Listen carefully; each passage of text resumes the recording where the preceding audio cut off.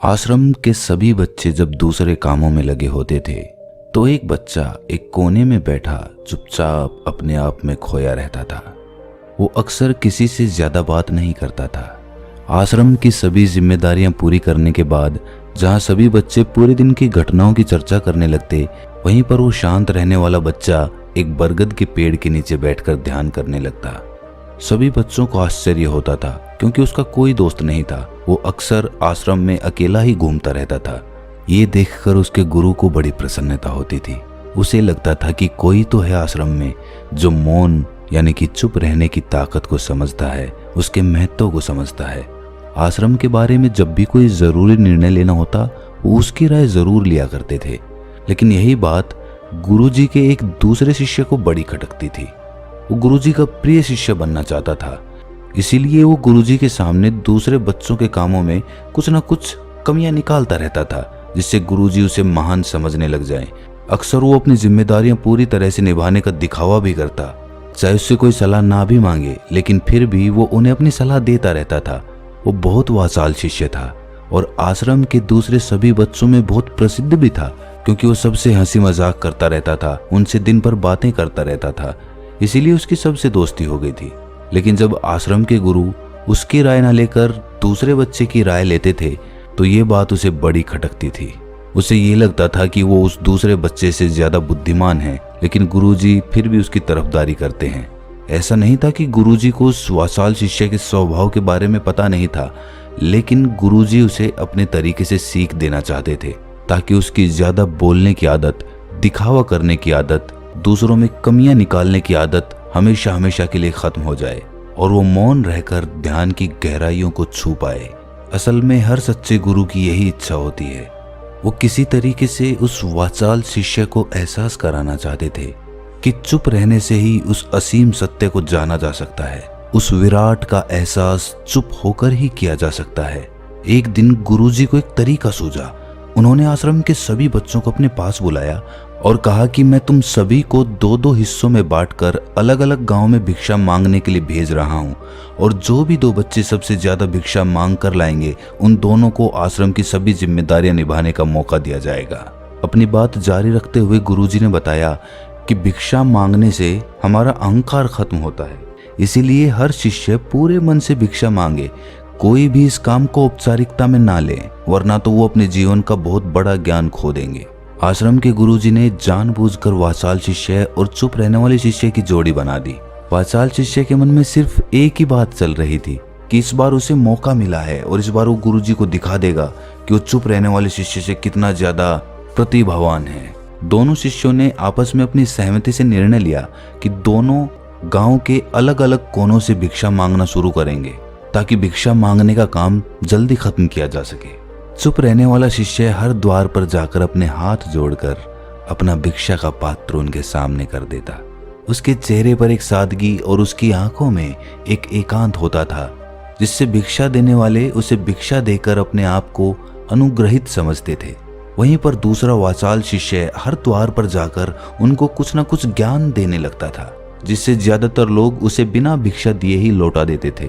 पूरे गांव में भिक्षा मांगकर जब दोनों गांव के बीच में मिले तो वाचाल शिष्य ने देखा कि चुप रहने वाले शिष्य के पास उससे दुगनी भिक्षा थी। ये देखकर उसे मन ही मन बहुत ठेस पहुंचा। लेकिन जब वो दोनों भिक्षा का सामान लेकर आश्रम की तरफ जा रहे थे, तब वाचाल शिष्य को एक चालाकी सूझी। उसने चुप रहने वाले शिष्य से कहा कि हमें अपनी भिक्षा एक ही थैले में डाल लेनी चाहिए। गुरुजी ने हम दोनों को एक साथ भिक्षा लाने के लिए कहा था। चुप रहने वाले शिष्य ने बिना कुछ बोले अपनी सारी भिक्षा उसके थैले में डाल दी। वाचाल शिष्य मन ही मन बहुत खुश हो रहा था कि अब गुरुजी को ये पता नहीं चलेगा कि ज्यादा भिक्षा हम में से किसने मांगी। उसे लग रहा था कि गुरुजी मुझे इससे कम प्रतिभावान समझेंगे, इसीलिए उसने ये तरकीब लगाई। सभी शिष्यों के आने के बाद संध्या के समय जब सभी की भिक्षा तोली गई तो इन दोनों शिष्यों की भिक्षा सबसे ज्यादा निकली। गुरुजी ने इन दोनों का अभिवादन करते हुए आश्रम के सभी बच्चों के सामने उनकी पीठ थपथपाते हुए उन्हें मुबारकबाद दी और कहा कि मैं आश्रम का कार्यभार तुम दोनों को नहीं सौंप सकता, इससे आपसी मतभेद होने का खतरा रहता है। इसीलिए तुम दोनों में से जो ज्यादा भिक्षा लेकर आया है, आश्रम की जिम्मेदारी उसे ही सौंपी जाएगी। जब उन्होंने उनसे पूछा कि तुम में से ज्यादा भिक्षा कौन मांग कर लाया था, तो वाचाल शिष्य ने कहा कि गुरुजी, मैं इससे दुगनी भिक्षा मांग कर लाया था, लेकिन मुझसे एक गलती हो गई कि मैंने वो दोनों भिक्षा एक ही थैले में डाल ली। मुझे नहीं पता था कि आप ऐसा निर्णय लेने वाले हैं, वरना तो मैं अपनी भिक्षा का थैला अलग ही रखता। इस पर गुरुजी ने चुप रहने वाले शिष्य से पूछा कि क्या तुम इसकी बात से सहमत हो? क्या तुम इससे कम भिक्षा लेकर आए थे? ये सुनकर चुप रहने वाले शिष्य ने कहा कि गुरुजी, मेरे पास ऐसा कोई साधन नहीं है जिससे मैं ये साबित कर पाऊं कि मैं इससे ज्यादा भिक्षा लेकर आया था। असल में ये उल्टा बोल रहा है। दुगनी भिक्षा मैं लेकर आया था, ये मुझसे आधी भिक्षा लेकर आया था और इसी ने ही मुझसे भिक्षा एक थैले में डालने की बात कही थी। आश्रम से कुछ दूरी पर एक पहाड़ी थी जिसके पीछे सूरज अभी अभी संध्या के समय ढल रहा था। गुरुजी को तो पता था कि सच कौन बोल रहा है, लेकिन बाकी बच्चों के सामने सच साबित करने के लिए उन्होंने उन दोनों से एक सवाल पूछा कि पीछे पहाड़ी पर तुम्हें क्या दिखाई दे रहा है? ये सुनकर वाचाल शिष्य झट से बोल पड़ा कि गुरुजी, पहाड़ी के पीछे सूरज अपना रंग बिखेर रहा है, आसमान में लालिमा छाई हुई है, ये बहुत ही सुंदर दृश्य है। वो तो और भी बहुत कुछ कहना चाहता था, लेकिन गुरुजी ने उसे चुप करते हुए दूसरे शिष्य से जवाब जानने के लिए जब उसकी तरफ देखा तो उसकी आंखों में आंसू भरे हुए थे। श्रद्धा, भक्ति और प्रेम से उसकी आंखें भर आई थीं। गुरुजी को उससे पूछने की जरूरत ही नहीं पड़ी। गुरुजी ने सभी बच्चों को संबोधित करते हुए कहा कि मैंने सवाल किया था कि पहाड़ी के पीछे तुम्हें क्या दिखाई दे रहा है।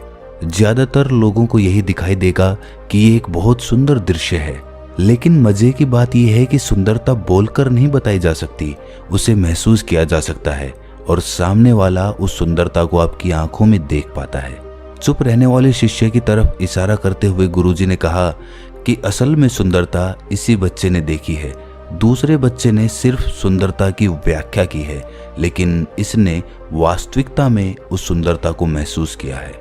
अपने आप को ऊंचा दिखाने की सभी कोशिशें नाकाम होती देख वाचाल शिष्य वहीं पर फूट फूट कर रोने लगा।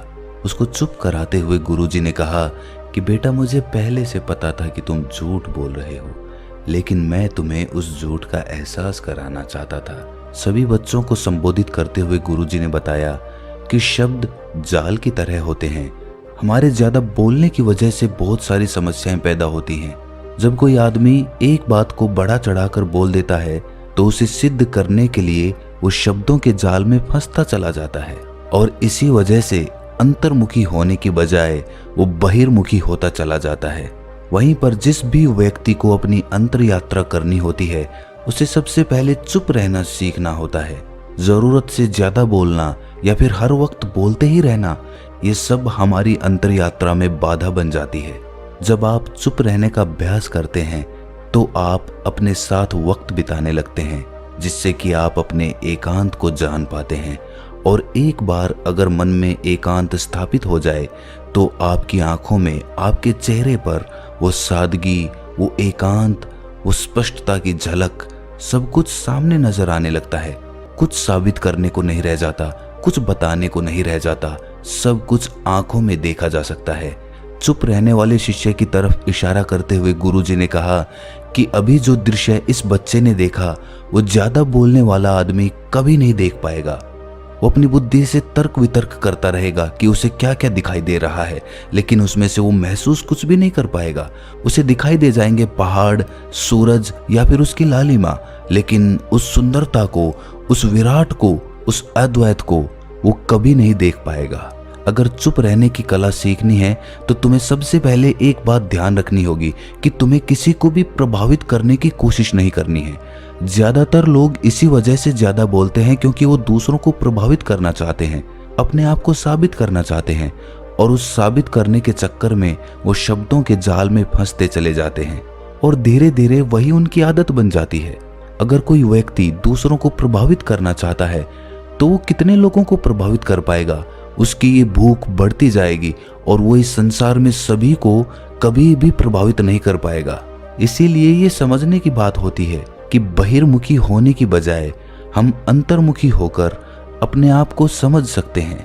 अपनी बातों को खत्म करते हुए गुरुजी ने अपना आखिरी संदेश दिया। उन्होंने बताया कि अगर कोई व्यक्ति ज्यादा समय तक चुप नहीं रह सकता तो उसे थोड़े समय से अभ्यास करना चाहिए, दृढ़ संकल्प लेकर किसी व्रत की भांति दिन में कुछ समय या फिर हफ्ते में कुछ समय या फिर एक दिन चुप रहने का अभ्यास जरूर किया जाना चाहिए। इससे हमारी चुप रहने की आदत धीरे धीरे खुद ब खुद पनपने लगती है, क्योंकि एक बार जब हम चुप रहने लगते हैं तो हमें चुप रहने का आनंद पता चल जाता है। उसके बाद हमें प्रयास नहीं करना पड़ता, बल्कि हमारा मन आनंद की तरफ अपने आप बढ़ता चला जाता है।